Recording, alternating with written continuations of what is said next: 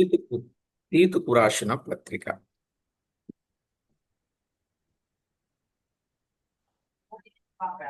తీతుకు రాసిన పత్రికలో నుండి మనము కొన్ని ధ్యానాలు చేస్తూ ఉన్నాం.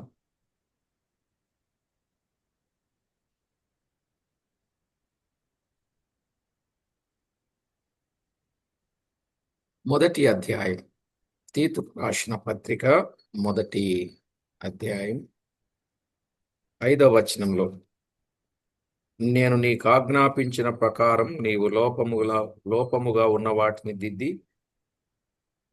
ప్రతి పట్టణములోను పెద్దలను నియమించు నిమిత్తమే నేను క్రేతులో నిన్ను విడిచి వచ్చి తిని. క్రేతులో నిన్ను విడిచి వచ్చి తిని. ఎవరిని? తీతును. ప్రార్థన చేసుకుందాం.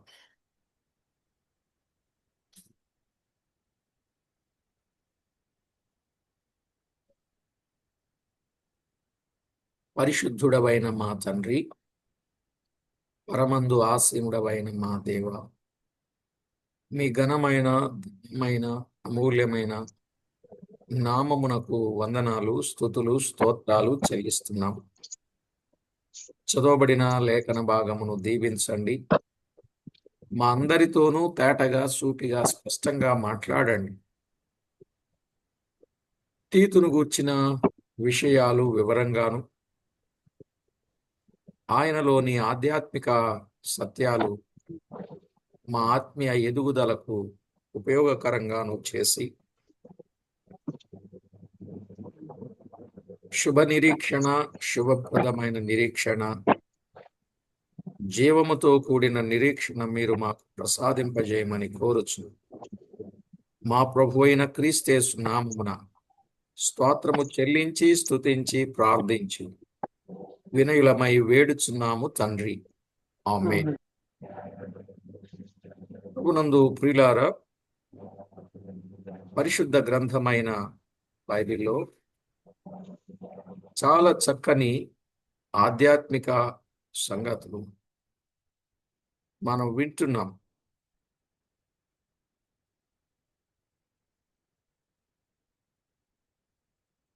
బైబిల్ గ్రంథంలో ఈ తీతుకు రాసిన పత్రికలో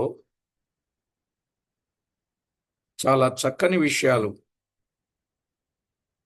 మనం వినడానికి ప్రభు కృప చూపారు. ఈరోజు తీతు ఎవరు? అసలు ఈ తీతు ఎవరు? తీతును గూర్చిన విషయాలు చాలా ప్రాముఖ్యంగా బైబిల్ గ్రంథంలో వ్రాయబడ్డాయి. ఈయనని పంపించడానికి గల కారణాలేమిటి? లేక ఈయనను తీసుకుని వెళ్ళి ఆ పట్టణంలో విడిచిపెట్టి రావడానికి, క్రేతులు విడిచిపెట్టి రావడానికి కారణాలు ఏంటి? అసలు తీతు ఎవరు అని అన్నప్పుడు, ఒకటి, తీతు ఎవరు? Who is Titus? మొదటి అధ్యాయం 3వ వచనంలో, దేవుడు ఏర్పరచుకుని వారి విశ్వాసము నిమిత్తమును నిత్య జీవమును గూర్చిన నిరీక్షణతో కూడిన భక్తికి ఆధారమగు సత్య విషయమైన అనుభవ జ్ఞానము నిమిత్తమును దేవుని దాసుడును యేసుక్రీస్తు అపోస్తుడైన పౌలు మనందరి విశ్వాస విషయములో నా నిజమైన కుమారుడగు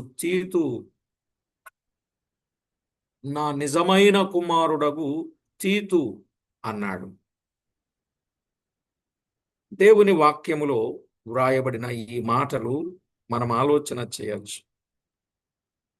ఆయన నిజమైన కుమారుడు, పౌలుకు నిజమైన కుమారుడు. నిజమైన కుమారులను ఇద్దరికే చెప్తాడు. ఒకటి నిజమైన కుమారుడు, ప్రియమైన కుమారుడు, నమ్మకమైన కుమారుడని తీతుకు, తిమోతికి మాత్రమే ఆ పేర్లు పెట్టినట్లు చూడగలం. నా నిజమైన కుమారుడు, నా ప్రియమైన కుమారుడు, నమ్మకమైన కుమారుడు అనే మాటలు దైవ గ్రంథంలో చూస్తాం. పౌలుకు నిజమైన కుమారుడంటే పౌలు వాక్యం చెప్పాడు, ఆ వాక్యాన్ని విన్నాడు. ఆ వాక్యాన్ని విన్న తర్వాత ప్రభువును విశ్వసించాడు. ప్రభువును విశ్వసించి ప్రభువులో నమ్మకస్తుడుగా ఉన్నాడు. ఎంతోమంది కుమారులు ఉంటారు, కానీ నిజమైన కుమారుడు అని చెప్పడంలో ఉన్న ఉద్దేశం, ఎవరి ద్వారా రక్షించబడ్డారో తీతుకు తెలుసు, ఎవరి ద్వారా రక్షించబడ్డాడో పౌలుకు తెలుసు. పౌలు స్వయంగా సువార్త చెప్పి కన్నాడు గనుక నా నిజమైన కుమారుడు అని చెప్పడం జరిగింది అని మనము గుర్తించాలి. నిజమైన కుమారుడు అనటులో చాలా చక్కని అర్థం ఉంది. యేసు ప్రభువును గురించి తండ్రి చెప్పిన మాటలు, ప్రియమైన కుమారుడు, అద్వితీయ కుమారుడు, సొంత కుమారుడు, జనతైక కుమారుడు, ఆనందింపచేసిన కుమారుడు, ఇలాగున యేసు ప్రభువును గూర్చి పరలోకపు తండ్రి సాక్ష్యమిచ్చిన సంగతులు మనము చూడగలం. ఆ వరుసలో ఇప్పుడు పౌలుకు తీతు నిజమైన కుమారుడు అన్నాడు. ఈ నిజమైన కుమారుడు అనుటలో మరొక సంగతి కూడా మనము జ్ఞాపకం చేసుకోవచ్చు. నిజమైన కుమారుడు అనుటలో ఒక సంగతి జ్ఞాపకం చేసుకోవచ్చు.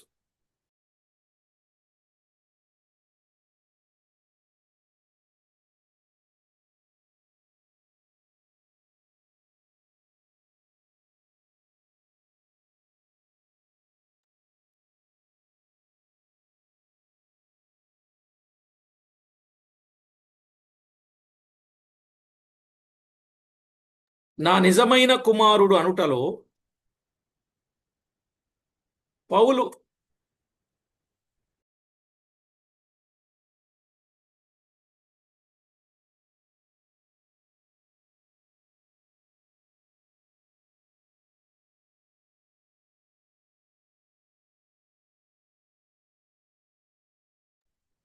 నా నిజమైన కుమారుడు అనుటలో పౌలు కనిన నాట నుండి తన యాత్ర ముగించు వరకు కూడా ఆయన కుమారుడుగానే బ్రతికాడు. అర్థమైందండి? ఇంకా ఈ మధ్యలో ఎవరికి దత్తత పోలే, ఎవరికి లోను కాలే.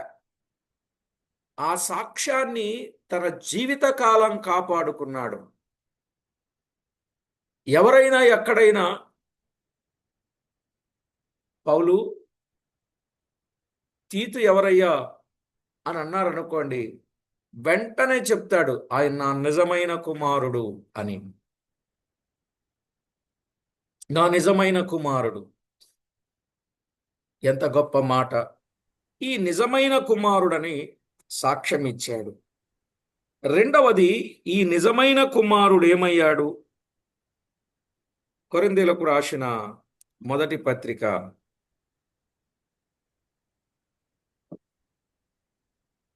కొరింథీయులకు రాసిన మొదటి పత్రిక 2వ అధ్యాయం 12వ వచనాన్ని చదువుకుందాం.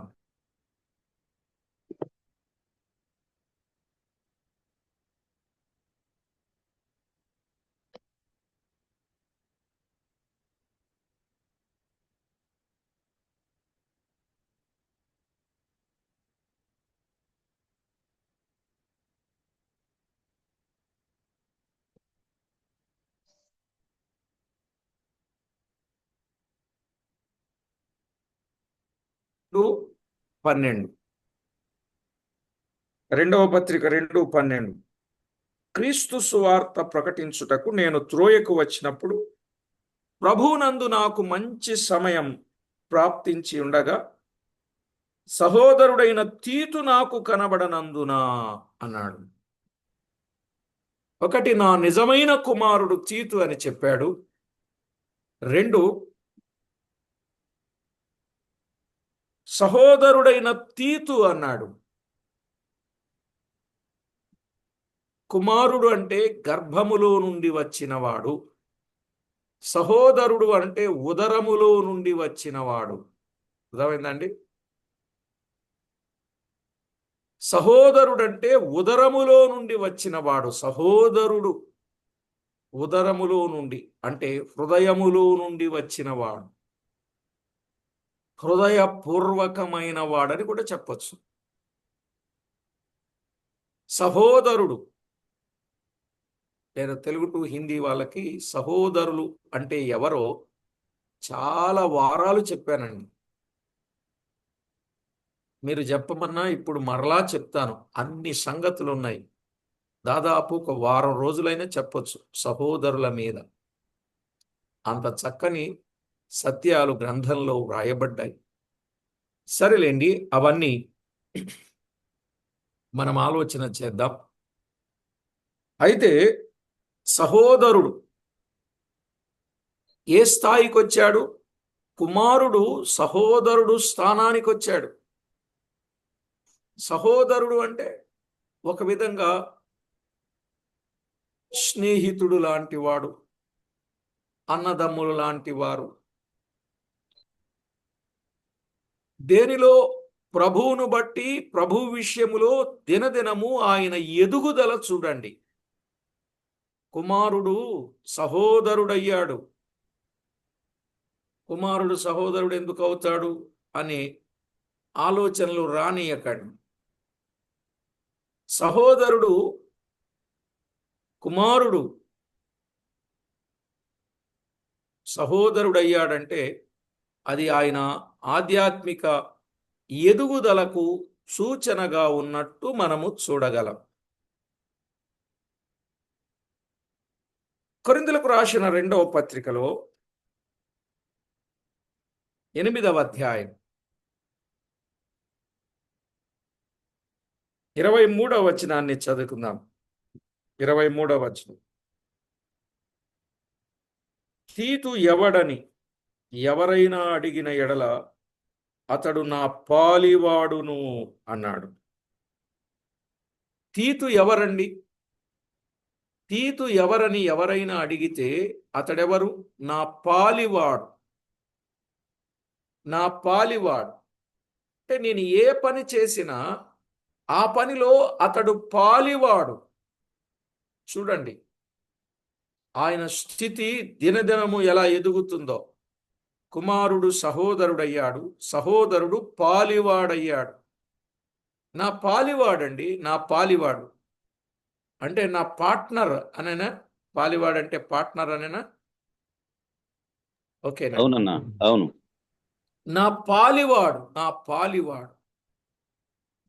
ఈ పాలివాడు ఏమయ్యాడు? 4వది 8వ అధ్యాయం 23వ వచనంలో, తీతు ఎవడని ఎవరైనా అడిగిన ఎడల అతడు మీ విషయములో నా జత పనివాడునై ఉన్నాడు. నా జత పనివాడు. తీతు ఎవరు? నా జత పనివాడు. ఈ తీతు ఎవరంటే నా జత పనివాడు. ఆహా, ఎంత గొప్ప సాక్ష్యం! తీతు నా జత పనివాడు అని చెప్పాడు. ఇది గొప్ప విశేషమైన విషయం. తీతు ఎవరంటే నా జత పనుడండి. మేమేదైనా చేస్తే ఇద్దరం జతగా పని చేస్తాం. పెద్దవాడేమో పౌలు, చిన్నవాడేమో తీతు. అయినా ఇప్పుడు నా జత పనివాడు అన్నాడు. ఇక జత పనివాడంటే పెద్దవానికి ఎంత గౌరవమో చిన్నవానికి కూడా అంతే గౌరవం కదా. ఇప్పుడు వాళ్ళిద్దరిని స్పీకర్గా పిలిచారు అనుకుందాం. ఇప్పుడు పౌలుకి ఎంత మర్యాద చేస్తారో తీతు కూడా అంతే మర్యాద చేస్తారు. అవునా? ఇద్దరూ సమానమే. రోజు రోజుకు తీతు ఎలాగున అభివృద్ధి చెందుతూ వచ్చాడో ఈ విషయాలు మనకి తేటగా పౌలే చెప్తున్నాడు. నా నిజమైన కుమారుడు నా సహోదరుడు, నా సహోదరుడు నా పాలివాడు, నా పాలివాడు నా జత పనివాడు. ఏ పని చేసినా ఇద్దరు కలిసి చేస్తున్నారు అని చెప్పాలి. ఎంతో విశేషమైన విషయాన్ని పౌలు సాక్ష్యమిచ్చినట్లుగా మనము చూస్తున్నాం. ప్రియులారా, జీవము గల దేవుని వాక్యములు, వ్రాయబడిన మాటలు మనము ఆలోచన చేస్తే గొప్ప సంగతి. కొరింథీయులకు పౌలు రాస్తూ ఈ చక్కని విషయాలు చెబుతా ఉన్నాడు. 12వ అధ్యాయం 18వ వచనాన్ని మనం చదువుకుంటే, కొరింథీయులకు రాసిన 2వ పత్రిక 12వ అధ్యాయం 18వ వచనం. మీ యొద్దకు వెళ్ళుటకు తీతును హెచ్చరించి అతనితో కూడా ఒక సహోదరుని పంపితిని. తీతు మిమ్మును మోసపుచ్చి ఏమైనా అర్జించుకొనినా మేమొక్క ఆత్మ వలనని ఒక్క అడుగుజాడల యందే నడుచుకొనలేదా అన్నాడు. 5వ విషయానికి వస్తే ఏమన్నాడు? మేమొక్క ఆత్మ వలననే. అంటే ఇద్దరు ఒకే ఆత్మను కలిగిన వాడుగా చూస్తున్నాం. ఇద్దరు ఒకే ఆత్మను కలిగిన వారు. పొరపచ్చలు లేవు, తారతమ్యతలు లేవు, ఎక్కువ తక్కువ లేదు.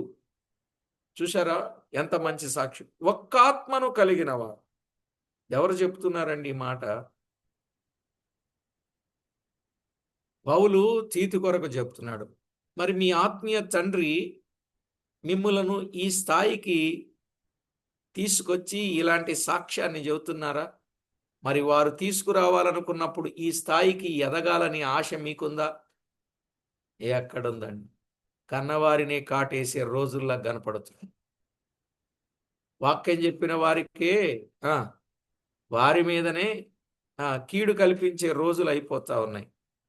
చాలా ఘోరంగా ఉన్నాయి పరిస్థితులు. ఆ రోజుల్లో సేవ, ఆ రోజుల్లో సేవకులు, ఆ రోజుల్లో జరిగిన సమర్పణ, సేవా సమర్పణ చాలా ప్రాముఖ్యమైనదిగా మనము చూస్తున్నాం. ఒకే ఆత్మను కలిగిన వారుగా ఉన్నారు. పెద్దవాడి మీద చిన్నవాడు చాడీలు చెప్పలే, చిన్నవాడి మీద పెద్దవాడు చాడీలు చెప్పలే. ఇప్పుడు ఫోన్లు వచ్చేసాయిగా, ఒకరి మీద ఒకరికి ఇలాగన్నా అలాగన్నా అదన్నా ఇదన్నా ఇవా ఏమండి? ఒక ఆత్మను కలిగిన వారుగా ఉండాలి. ఏదైనా ఉంటే నేరుగా సహోదరులతో మాట్లాడాలి తప్ప సంఘాలలో తారతమ్యతలు తేకూడదు. ఒక్క ఆత్మను కలిగిన వారుగానే ఉండాలి. ఒకే విశ్వాసం. అవునా కాదండి? ఒకే తాత్పర్యం, ఒకే భావం, ఒక్కటే బాప్తిస్మం, ఒక్కడే దేవుడు, ఒక్కటే సంఘం, ఒక్కటే నిరీక్షణ. ఇవన్నీ వద్దు. ఇలాంటి అనుభవాలు లేకుండా జీవించడం సబబు కాదు అనే సత్యాన్ని ఈ మాట చెప్తున్నాడు. ఒకే ఆత్మను కలిగిన వారిద్దరూ కూడా. ఇక 6వ మాటకు వస్తే అక్కడే చెప్పాడు. ఏమన్నాడండి? ఒక్క అడుగు జాడల యందే నడుచుకొనలేదా. ఈ మాటలు ఎంతసేపు అయినా వినొచ్చు. ఒకే అడుగు జాడలలో నడిచిన వారండి. పౌలు ఏ అడుగైతే వేశాడో అదే అడుగులో అడుగు వేస్తాడు తీతు. మరొక అడుగు ప్రక్కకు వేయడు. ఒక్క అడుగు జాడలలో అంటే యేసుక్రీస్తు ప్రభువు పేతురు రాసిన పత్రికలో 1:21లో ఆయన అడుగు జాడలలో నడచుటకు మాదిరి ఉంచిపోయెను అని అంటాడు కదా. ఆయన అడుగు జాడలలో నడచుటకు మాదిరి ఉంచిపోయాను అంటే దాని అర్థం ఏంటి? పౌలు ప్రభు అడుగులో అడుగు వేసి ప్రయాణం చేస్తుంటే అదే అడుగులో తీతు కూడా అడుగు వేస్తూ ముందుకు వెళ్తున్నాడు. మేమొక్క అడుగు జాడలలో నడుచుకొనలేదా? తీతు ఎవరని ఎవరైనా అడిగితే ఆయన చెప్పే సాక్ష్యం ఎంత అద్భుతమైన సాక్ష్యమో చూడండి ప్రియులారా. తీతును గూర్చి గొప్ప మాటలు పౌలు చెప్పడంలో ఉన్న విశేషం. మరి మన ఆత్మీయ తండ్రి మన క్షేమము కోరేవారు, మన బాగోగులు కోరేవారు, మన భక్తి జీవితాన్ని కోరేవారు, భక్తిలో ఎదగాలని, భక్తికి అనుగుణ్యంగా జీవించాలని, నిజమైన భక్తిని నేర్పిస్తూ, నిజమైన విశ్వాసమును గురించి బోధిస్తూ మనకు నేర్పిస్తున్న వారి విషయంలో వారి అడుగుజాడలలోనే వెళ్ళాలి. కానీ ఇప్పుడు ఎలా ఉన్నారంటే నోటితో మెచ్చుకోవడం, నొసలుతో ఎక్కరించడం. అవునా కాదు? మీరేమనుకోవద్దు. నోటితో మెచ్చుకోవడం, నొసలుతో నొసలంటే ఇది కదా, వెక్కిరించడం. ఇది కరెక్ట్ అయిన పని కాదు. దాన్ని ఇంకా తేటగా చెప్పాలంటే పాదాల మీద పడినట్టు నమస్కారం చేయడానికి పాదాల మీద పడడం, ఆ పాదాలను లాగడం, వెళ్ళకిలా పడవేయటం అన్నమాట. ఇప్పుడు జరిగేదంతా అదే. నమస్కారం పెట్టినట్టు పెడుతున్నారు, కాళ్ళు రెండు లాగేస్తుంది. ఇప్పుడు ఏం జరుగుతుంది? ఆయన నమస్కారం పెట్టాడు అనుకోవాలా? ఇదంతా మనం చూస్తున్నప్పుడు ఏమాత్రం గౌరవం లేదు, ప్రేమించే అనుభవము లేదు.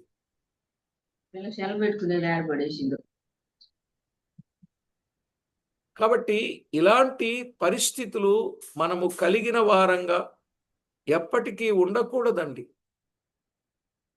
7వ విషయం చెప్తాను. తీతు ఎవరని ఎవరైనా అడిగితే, కొరింథీయులకు రాసిన 2వ పత్రిక 8వ అధ్యాయం 23వ వచనం.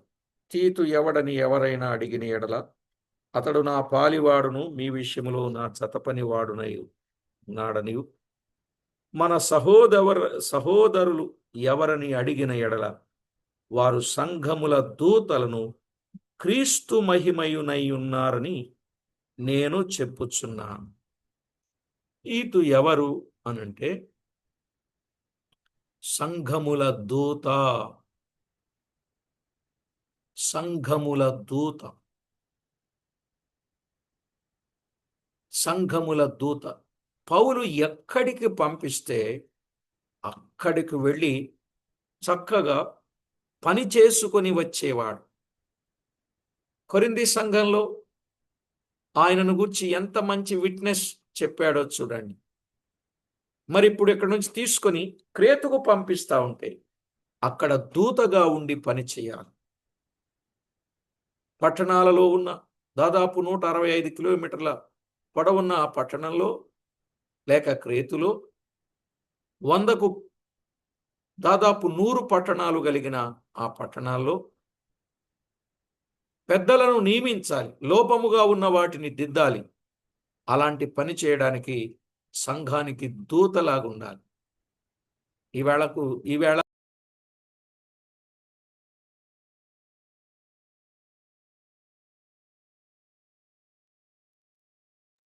మీట్లో ఉన్నారన్నా.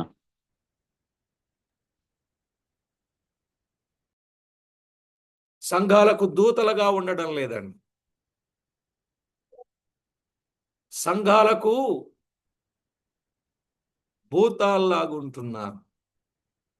ఏమనుకోవద్దు నన్ను అనేయటం, ఏమనుకోవద్దు అనడం ఇది న్యాయంగా కూడా లేదు నాకు. కానీ తప్పడం లేదు చెప్పడం. నిజమా కాదు? చూసిరా అని చెప్పి పంపిస్తే మనకు తెలుసుగా సామెత, కాల్చి వచ్చేటట్లుగా అయిపోయారు. నిజంగా అండి, మన సంఘాల్లో అవసరాన్ని బట్టి ఎక్కడో పిలుపు వచ్చిందని ఆ పరిచర్య వేరే వారికి అప్పగించి, మన సంఘంలో వాళ్ళకి అప్పగించి వెళ్ళొచ్చే లోపల ఇక్కడ అంతా ఏం చేస్తున్నారు? గలిబిలి గందరగోళం చేసేస్తారు. అందుకే ఆదివారాలు విడిచి వెళ్ళాలంటేనే ఆ, వేరే కాపరికి గొర్రెలను అప్పగించాలంటేనే చెప్పండి, ఎంతో భయంతో ఉన్నాడు. కారణం ఏమిటి? ఆ ముందున్న ఆయన పని చేసినట్లు వీళ్ళు పని చేయడంలే. అప్పగించి వెళ్ళిన తర్వాత వీళ్ళు ఏదో ఒక విషబీజం వేయటం. చూసారా? మన సంఘాన్ని వదిలిపెట్టి ఎక్కడెక్కడికో వెళ్ళిపోతున్నారు. ఎందుకంటే అక్కడ బాగా డబ్బులు ఇస్తారని మనల్ని వదిలిపెట్టి వెళ్ళిపోతున్నారు. ఇక్కడ ఆదాయం తక్కువ కదా, అందుకే సంపాదించుకోవడానికి వెళ్ళిపోతున్నారు మనల్ని వదిలిపెట్టి. అయినా మనం ప్రార్థన చేస్తాం తప్పనిసరిగా, ఎక్కడైనా సేవే కదా అని. ఏమన్నారు? సేవ అన్నారు, ప్రార్థన అన్నారు, మళ్ళీ ఏమన్నారు? సంపాదన అన్నారు. చూడండి, పడిందా బీజం లేదా? చెప్పరేమండి బాబు? బీజం పడిందా లేదా? ఏ బీజం? మంచి బీజమా? విష బీజం. కనుక అలాంటి వాడు కాడు తీతు. ఎవరంటే సంఘముల దూత. ఎంత మంచి సాక్ష్యం సంపాదించుకున్నాడు. ఇప్పుడు మీరెవరు? మీ పేరు పెట్టి చెప్పామనుకోండి, మీరెవరు? ఈ సాక్ష్యం ఉందా? ఒకటి, ఎవరండి ఆయన? నిజమైన కుమారుడు. రెండు, సహోదరుడు. సహోదరుడు. మూడు, పాలివాడు.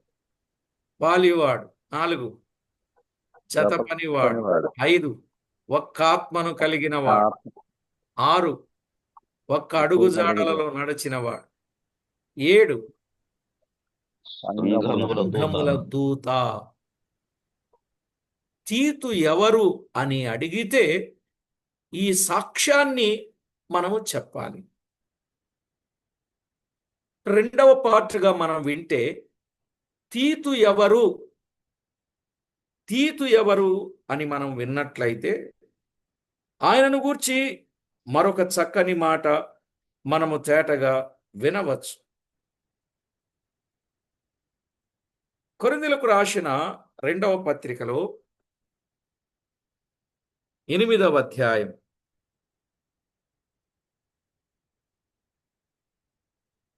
16వ వచనం. 8వ అధ్యాయం 16వ వచనం. మీ విషయమై నాకు కలిగిన ఈ ఆసక్తిని తీతు హృదయములో పుట్టించిన దేవునికి స్తోత్రం అన్నాడు. మీ విషయమై నాకు కలిగిన ఈ ఆసక్తిని తీతు హృదయములో పుట్టించిన దేవునికి స్తోత్రం. ఇక్కడ రెండు మాటలు మనం చెప్పాలి. ఒకటి, తీతు దేవుని పట్ల ఆసక్తి గలవాడు. రెండు, పరిశుద్ధుల పట్ల ఆసక్తి కలిగినవాడు.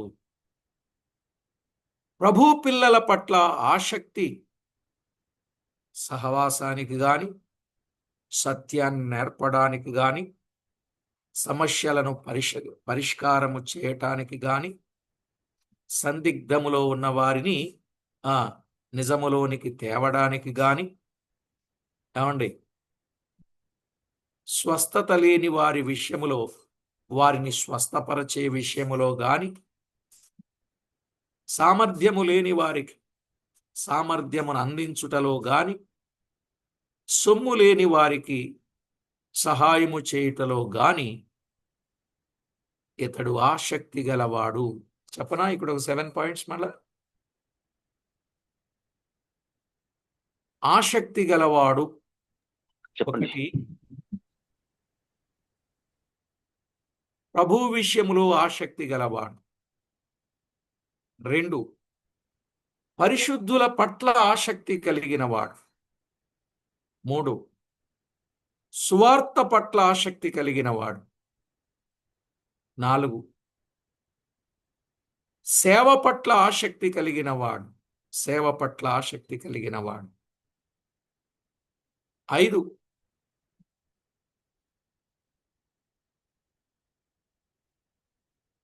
సామర్థ్యమును అందించుటలో ఆసక్తి కలిగినవాడు.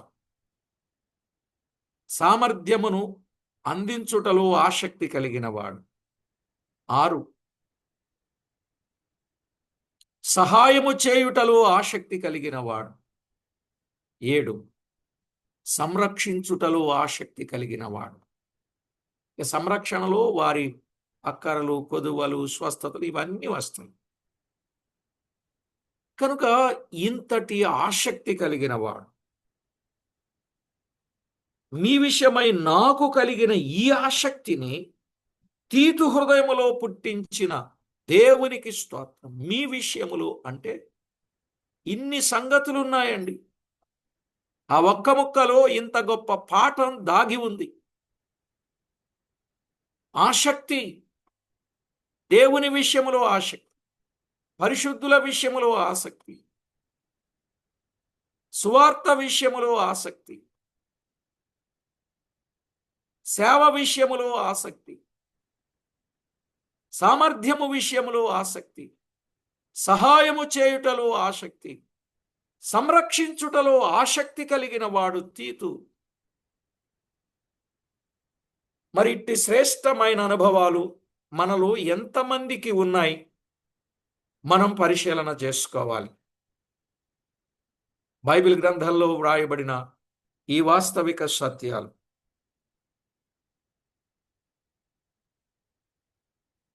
ఆసక్తి కలిగిన తీతు అని మనము చెప్పాలి. రెండవదిగా 8వ అధ్యాయం అదే పత్రిక, కొరింథీ పత్రిక 2, 8వ అధ్యాయం 6వ వచనం. కావున తీతు ఈ కృపను ఎలాగు పూర్వము మొదలు పెట్టెనో అలాగున దానిని మీలో సంపూర్ణము చేయుమని మేమతని వేడుకొంటిమి. తీతు ఈ కృపను ఎలాగు పూర్వము మొదలు పెట్టెనో అన్నాడు. ఇక్కడ తీతు కొరకు ఒక మంచి మాట చెప్పబడింది. అతడు కృపను మొదలు పెట్టినవాడు. పూర్వం అంటే అందరికంటే ముందు ఈ కృపను మొదలు పెట్టినవాడు. కృప అంటే ఏమిటి చెప్పాడు. 8 నుండి చదవండి. 8వ అధ్యాయం 1వ వచనం నుండి. సహోదరులారా, మాసిదోనియా సంఘములకు అనుగ్రహింపబడిన దేవుని కృపను గూర్చి మీకు తెలియజేయుచున్నాము. ఎలయనగా వారు శ్రమ వలన పరీక్షింపబడగా అత్యధికముగా సంతోషించిరి, మరియు వారు నిరుపేదలైనను వారి దాతృత్వము బహుగా విస్తరించెను. ఈ కృప విషయములోను, అంటే కృప అంటే ఏది? వారు శ్రమలలో ఉన్నప్పటికీ, శ్రమల వలన పరీక్షింపబడినప్పటికీ అత్యధికముగా సంతోషించి వారు నిరుపేదలైనను వారి దాతృత్వము బహుగా విస్తరించెను. ఇక్కడ కృప అంటే దాతృత్వము కలిగి ఇచ్చుట. వారు నిరుపేదలైనప్పటికీ కూడా ప్రభు పనిలో పాలివారయ్యారు. ఎలాంటి పరిస్థితులు? శ్రమ వలన పరీక్షింపబడగా అత్యధికముగా సంతోషించారు. ఓ ప్రియులారా, ఎంత చక్కని మాట చెప్పారో చూడండి. దేవుని వాక్యంలో వ్రాయబడిన మాట. పూర్వము కృపను మొదలుపెట్టినవాడు. అసలు ఈయనను చూసి మిగిలిన వారు ఇచ్చుట నేర్చుకున్నారని చెప్పాడు. ఒక మాట చెప్పనండి, నిరుపేదలు ఇస్తారు గాని ధనవంతులు ఇవ్వరు. నిరుపేదలు ఇస్తారు గాని ధనవంతులు ఇవ్వరు. ఒకవేళ ధనవంతులు ఎవరైనా ఇచ్చారు అని అంటే వారు మరీ ధన్యులు అని చెప్పాలి. ఏమంటే ఇచ్చుకుంటూ పోతే మేము ధనవంతులం ఎలాగవుతాం అని అనుకునే వాళ్ళు ఉన్నారు. ఈ సాక్ష్యం వచ్చుద్దా? యేసు ప్రభువారు కానుక పెట్టెలో కానుక వేయుచున్న వారిని పారజూచాడు అని చూశారు. అప్పుడు ఒక ఆమె ఉంది. ఆమెవరు? బీద విధవరాలు. ఆమె ఎవరండి? బీద విధవరాలు.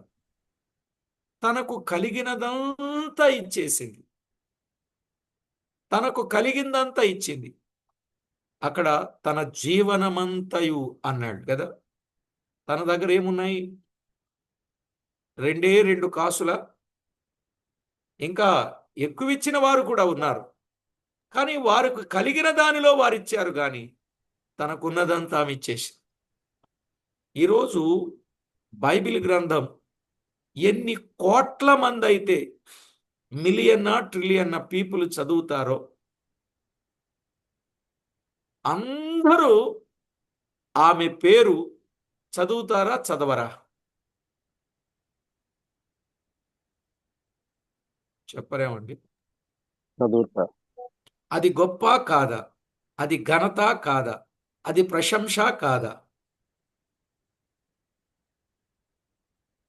ఈరోజు మనం కూడా ప్రభు పేరట ధారాళత కలిగి ఈ కృపను మొదలు పెడితే రేపు పరలోకములో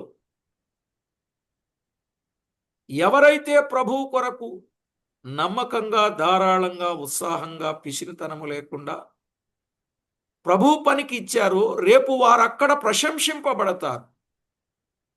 ఇప్పుడు మనం ఎంతమంది చదువుతున్నామో ఆమెకు తెలియదు. ఆమెకు తెలియని ఘనత ఎంత ఉన్నదో ఇప్పుడు ఎవ్వరు చెప్పుకున్నా ఆమె కొరకు చెప్తా ఉంటే ఆమెను ఘనపరిచినట్లే.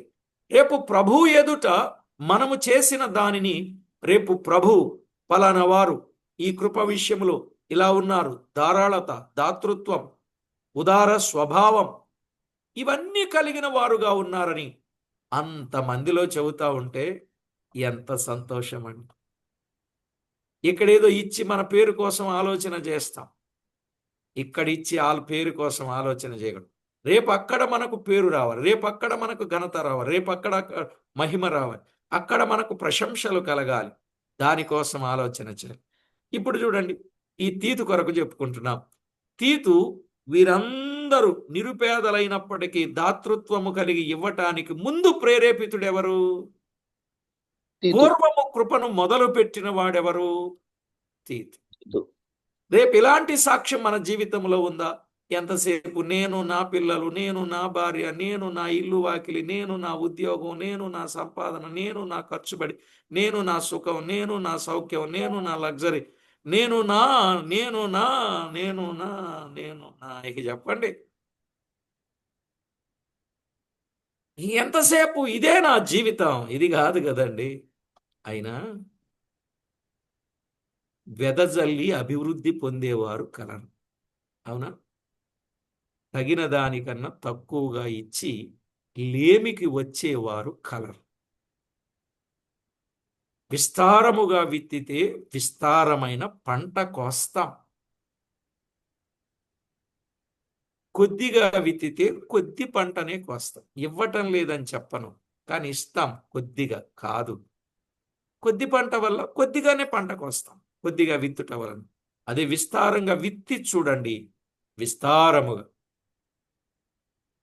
నేను ఏదో రూపాయి ఇస్తే 10 రూపాయలు ఇస్తాడు, 10 రూపాయలు ఇస్తే 100 రూపాయలు ఇస్తాడు, 100 రూపాయలు ఇస్తే 1000 రూపాయలు ఇస్తాడు, 1000 రూపాయలు ఇస్తే 10,000 ఇస్తాడు, 10,000 ఇస్తే 1,00,000 రూపాయలు ఇస్తాడు, 1,00,000 ఇస్తే 10 లక్షలు ఇస్తాడు. నేను ఇలాంటి తప్పుడు బోధ, మాయ బోధ నేను చేయను. అది అవసరం కాదు. ఈరోజు ఎక్కువ జరిగేది అదే. లేదండి, ప్రభు పనిని మనము గుర్తించి ప్రభు పనిలో మనము పాలివారం అయితే బాగుంటుంది. చూడండి, తీతు సేవలో ఉన్న, సేవకునిగా ఉన్న, సంఘ కాపరిగా ఉన్న ఆయన కూడా ధారాళత కలిగిన వాడుగా పూర్వము కృపను మొదలుపెట్టిన వాడని చెప్పుటలో ఉన్న ఉద్దేశం ఎంత విశేషమైనదో మనం ఆలోచన చేయొచ్చు. కాబట్టి ప్రభునందు ప్రియులారా, పరిచర్యలో పాలు పొందు విషయములో, ఈ కృప విషయములోను, పరిశుద్ధుల కొరకైన పరిచర్యలో పాలు పొందు విషయములోను మనపూర్వకముగా మమ్మును వేడుకొనుచు. 8వ అధ్యాయం 3వ వచనం. వారు తమ సామర్థ్యము కొలదియే కాక సామర్థ్యము కంటే ఎక్కువగాను తమంతట తామే ఇచ్చిరని మీకు సాక్ష్యమిచ్చుచున్నాను. చూస్తున్నారా? కొరింథీయులకు రాసిన 2వ పత్రిక 8వ అధ్యాయం 3-4 వచనాలు. ఈ కృప విషయములోను పరిశుద్ధుల కొరకైన పరిచర్యలో పాలు పొందు విషయములోను మనఃపూర్వకంగా మమ్మును వేడుకొనుచు వారు తమ సామర్థ్యము కొలదియే కాక సామర్థ్యము కంటే ఎక్కువగాను తమంతట తామే ఇచ్చిరని మీకు సాక్ష్యమిచ్చుచున్నాను.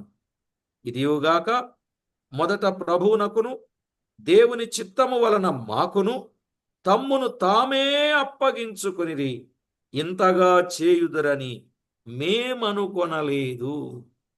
ఇంతగా చేయుదురని మేము అనుకొనలేదు.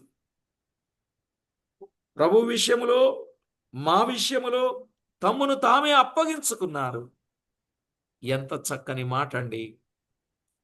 ప్రభు విషయములో, ప్రభు పిల్లల విషయములో కూడా తమ్మును తాము అప్పగించుకున్నారు. ఇంతగా చేయుదురని మేము అనుకొనలేదు. సామర్థ్యము కంటే ఎక్కువగా ఇచ్చారు. ఇంతగా చేయుదురని మేము అనుకొనలేదు. మేము ఊహించలేదు. ఊహకు అందరంతగా వారు సహాయం చేశారు. సేవలో పాలివారయ్యారు. పరిశుద్ధుల విషయములో పాలివారయ్యారు.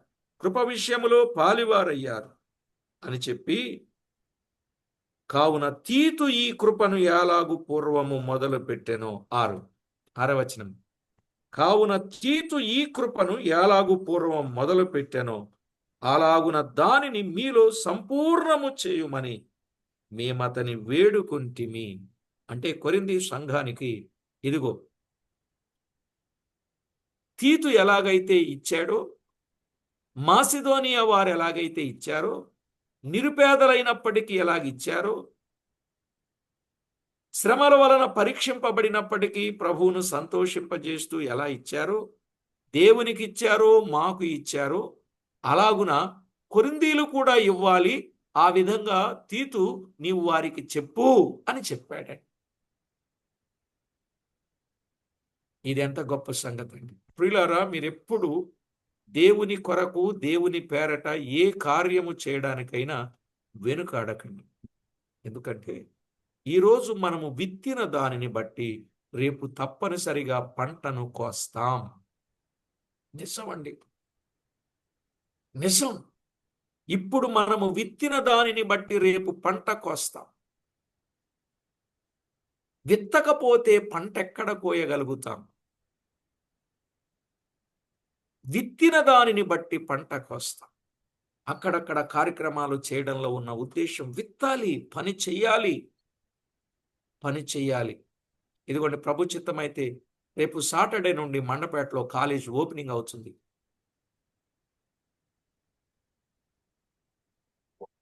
రెండో వారంలో సెకండ్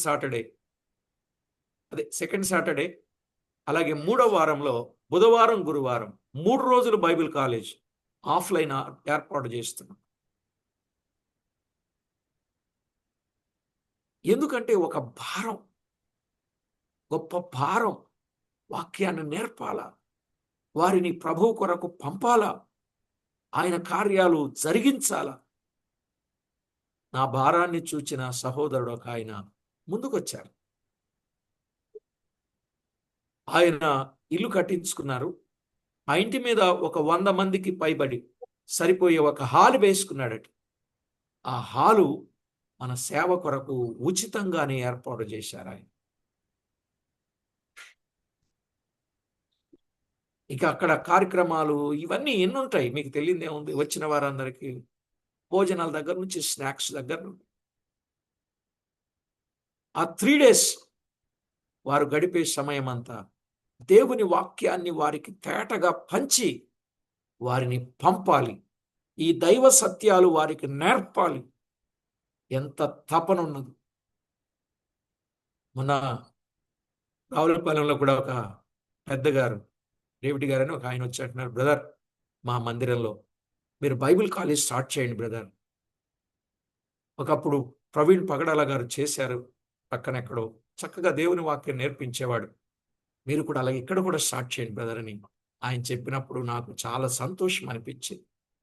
అన్ని స్థలాల్లో చేయడం కష్టం అవుద్ది. అయితే ప్రార్థన చేయండి. దేవుని వాక్యాన్ని నేరుగా ప్రజలకు అందించాలి. రోజంతా ఒక పూట 1 గంట వర్తమానానికి మనం ఎంత సంతోషంగా ఉంటున్నాం. అదే రోజంతా దేవుని వాక్యాన్ని వింటా ఉంటే ఆ రోజు ఎలా ఉంటుందో చెప్పండి మీరు. ఏమండి? ఇంత చక్కటి వరుసను, క్రమాలను వారికి అందిస్తూ ఉన్నప్పుడు వారు ఎంత హ్యాపీగా ఉంటారు. వారు వెళ్ళి ఎంత భారంతో పని చేస్తారు. అవునా కాదండి? కొంచెం చెప్పండి. అవునా కాదా?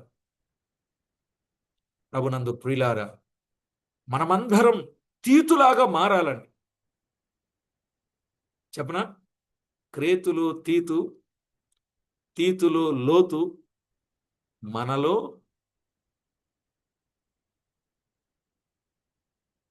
లోటు మనలో లోటు ఒప్పుకోరు. మీరు ఒప్పుకుంటే కదా. థ్యాంక్ యూ అన్న. మనలో లోటు ఏంటో మనకు అర్థమైంది. మన లోటును మనము సరి చేసుకొని దేవునికి మహిమ తెద్దాం. ఇంకొక 5 పాయింట్స్ ఉన్నాయి. అవి తర్వాత పాఠంలో విందాం. సరేనండి? ఈరోజు మనం దాదాపు అవొక 7, ఇవొక 7, ఇవొక 2, 16 సంగతులు విన్నాం తీతును గురించి. తీతు ఎవరని ఎవరైనా అడిగితే, 1 తీతు నా నిజమైన కుమారుడు, 2 సహోదరుడు, 3 పాలివాడు, 4 జతపనివాడు, 5 ఒక్క అడుగు జాడలలో నడిచినవాడు, 6 ఒక్క ఆత్మ కలిగినవాడు, ఒక్క అడుగు జాడలు నడిచినవాడు, 7 సంఘముల దూత. తీతు ఎవరని ఎవరైనా అడిగితే తీతు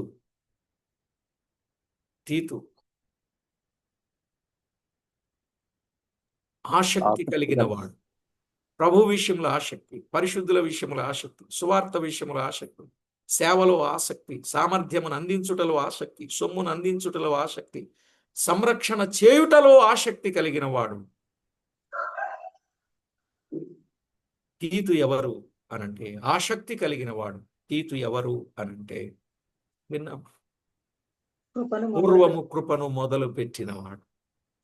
ఈ అనుభవాలలో మీరు కూడా ఉండి దేవుడు సమృద్ధిని మీకు కలిగింపజేసి ఆ సమృద్ధిలో నుండి సేవలో, ప్రభు పని విషయంలో, పరిశుద్ధుల పని విషయంలో మీరు పాలివారు కావాలనని ప్రభు పక్షంగా ప్రేమతో మనవి చేస్తూ ప్రార్థన చేసుకుందామండి. గొప్ప కార్యాలు ప్రభు కొరకు మనం చేయాలి. ప్రార్థన చేసుకుందాం. మహాగణుడవైన మా దేవ, సర్వాధికారి అయిన మా ప్రియ ప్రభువ, మీకు స్తోత్రం. మీ నామ మహిమార్థమై విన్న సంగతులు అందరి హృదయాలలో ఫలింపచేసి మీ నామమునకు మహిమ, ఘనత, కీర్తి, ప్రభావములను మీరు ఆరోపించుకునమని కోరుచు, విన్నవారందరూ ఒక్కొక్కరు ఒక్కొక్క తీతు వలె మీకు మహిమ తెచ్చేటట్లు వారు ఎదిగి అభివృద్ధి పొందగలుగునట్లు సిద్ధపరచమని కోరుచు. మా ప్రభువైన క్రీస్తు యేసు అమూల్యమైన నామమున స్తోత్రము చెల్లించి స్తుతించి ప్రార్థించి మిక్కిలి వినయముగా బ్రతిమలాడి వేడుచూ ఉన్నాం మా పరమ తండ్రి. ప్రభునందు